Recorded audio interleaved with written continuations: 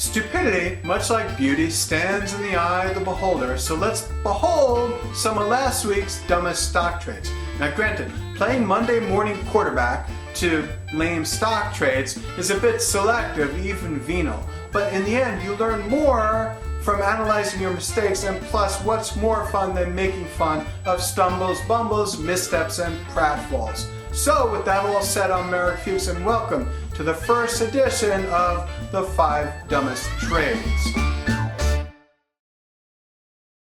Number 5, the New York Times. The New York Times took a barrel roll off the field of reason last Monday when it was up strong on fleeting excitement over Greece. Now sure, Greece might pull itself out of the muck and come back, but newspapers? Fat chance. Sure enough, by the end of the week, we were learning that over the past 5 years, the newspaper industry performed worse than the building material industry and the auto industry combined. Worse than Detroit and housing together? Youch! What's black and white and used to be R-E-A-D, read all over, but is now just R-E-D, read all over? Well, newspapers. When you look hopeless set beside Greece, Detroit, and housing, it's time to page the gravedigger, assuming, of course, that you could afford one after the severance package you just gave your CEO. Number 4, Morgan Stanley.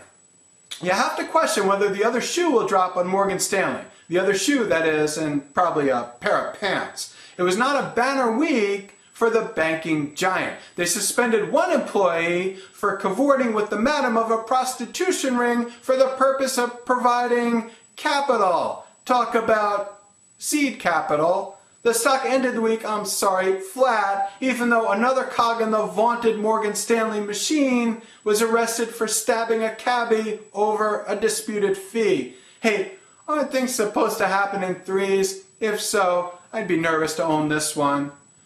Number 3, J.C. Penney.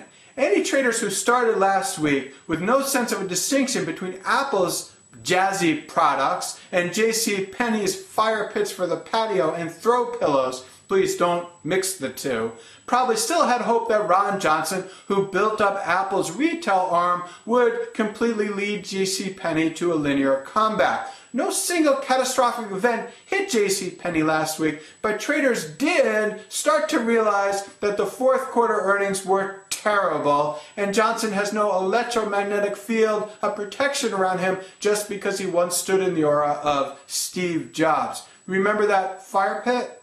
Well, shorts were last week dancing around it. Number 2, McDonald's.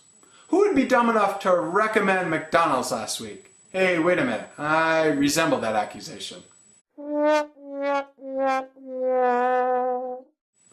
The point is this. McDonald's reported same-store sales, February same-store sales on Thursday, and they had all the charm of a chicken McBites between the teeth. Europe and Asia were both weak, which means that America will really have to put out the big lights for McDonald's. Now, selling cheap, unhealthy food to Americans seems like it can't fail. But Europe and Asia were actually too weak for junk-addicted Americans to really save the day. We once saved the world from tyranny, and now we can't even save it from a Big Mac attack. And the number 1 worst trade of the week was Sprint. Sprint is a favorite target of shorts, and for good reason. Their rallying cry is, we're number 3, and there have been more unconfirmed reports of a Sprint comeback than there have been of sightings of Sasquatch. But Sprint has recently hitched its far-gone wagon to Apple. And Apple, that little outfit out of Cupertino, well, guess what? They had a product introduction last week. Even though it made no sense, Sprint was bound to receive a splash of reflected glory, which means shorts would rush to cover. So shorting Sprint last week had all the wisdom of going long Jeremy Lin last month. This market is stock tickers market. Stocks have rallied this year. We're coming into a Monday where we're going to